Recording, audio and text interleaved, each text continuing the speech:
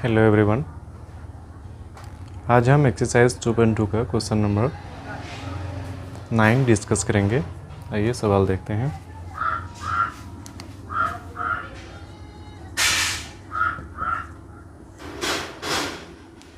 Class 8th का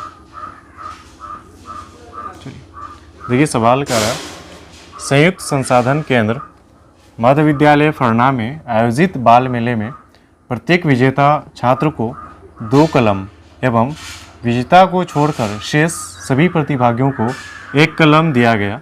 यदि 100 छात्रों के बीच 120 कलम दिए गए तो विजेताओं की संख्या ज्ञात करना। क्या निकालना हमको? विजेताओं की संख्या। ठीक है, चलिए हल करते हैं। तो ध्यान देंगे सवाल में, तो प्रत्येक विजेता छात्र को मिलता है 2 कलम। ठीक है, हम लिखेंगे प्रत्येक विजेता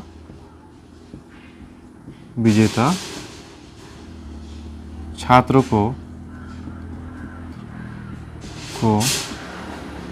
मिला कलम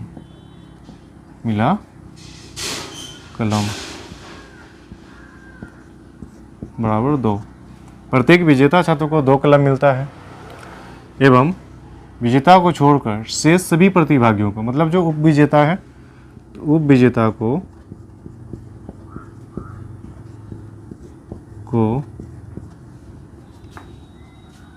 मिला कलम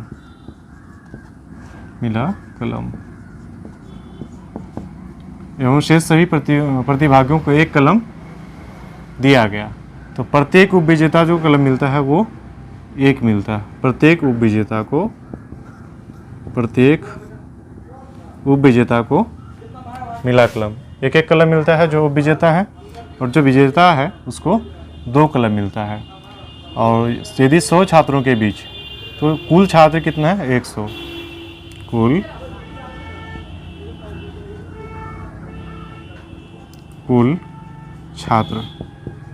कुल छात्र या कुल छात्रों की संख्या भी लिख सकते हैं। कुल छात्र की संख्या है 100।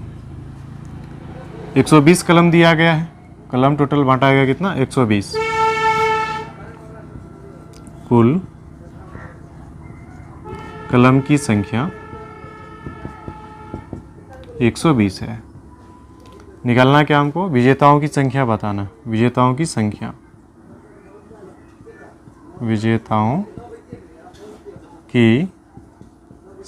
बराबर 8। विजेताओं की संख्या निकालना है। चलिए, तो हमको गिवन क्या सब है? प्रत्येक विजेता छात्र को जो मिलता है वो 2 कलम मिलता है। प्रत्येक उपविजेता को 1 कलम मिलता है। कुल छात्र की संख्या 100 है। कुल कलम की संख्या 120 है। विजेताओं की संख्या बताना है।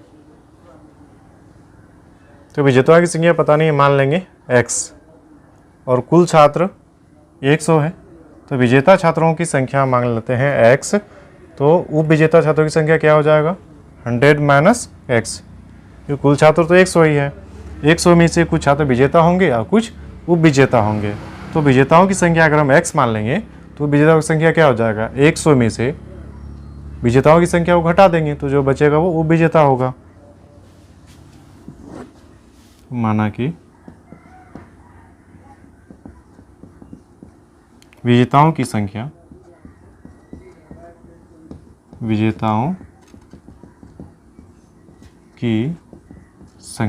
या विजेता छात्रों की संख्या भी लिख सकते हैं। माना कि विजेताओं की संख्या बराबर x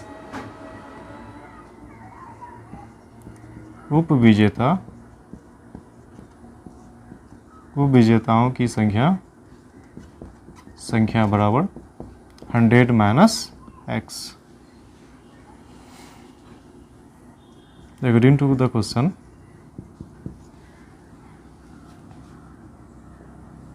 तो हमें छात्रों की, विजेताओं की संख्या और उपविजेताओं की संख्या मान चुके हैं। ठीक है, और विजेताओं की संख्या, कुल छात्रों की संख्या दिया हुआ भी है, और हमें कलम की संख्या 120 है टोटल।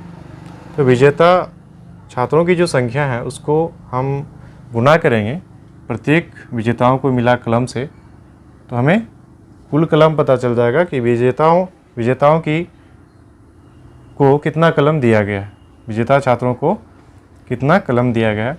और उप विजेताओं की जो संख्या है 100 माइनस एक्स, उसको गुना कर दिया जाएगा उप विजेता को जो मिलता है, प्रत्येक उप विजेता को जितना कलम मिलता है उससे, तो उप विजेताओं के बीच जितना कलम बटा है वो पता चल जाएगा।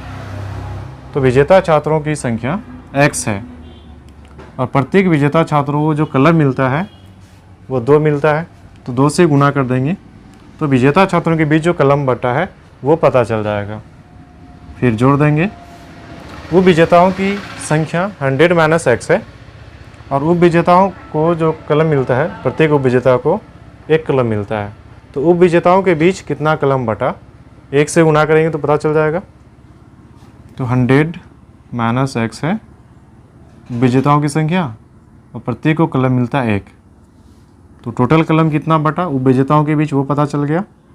और दोनों को जोड़ेंगे तो कुल कलम की संख्या मिलेगा हमको, और कुल कलम की संख्या दिया हुआ है 120, तो 120 के इक्वल कर देंगे, समीकरण को हल करेंगे। 2 गुना एक्स 2x हो जाएगा, प्लस है तो प्लस डालेंगे और 1 से गुना करेंगे इस नंबर को, तो 1 से गुना करने पर कोई फ़र्क नहीं पड़ता है, तो 100 माइनस एक्स आ जाएगा बराबर 120।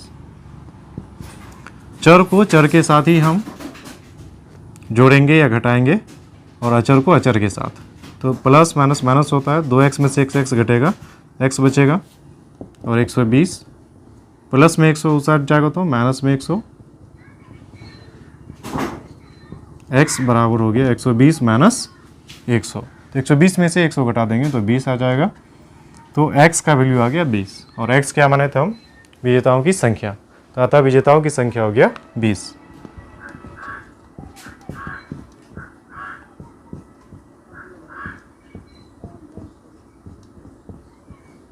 विजेताओं की संख्या बराबर x और x का वैल्यू 20 आ गया, ये हो जाएगा हमारा आंसर।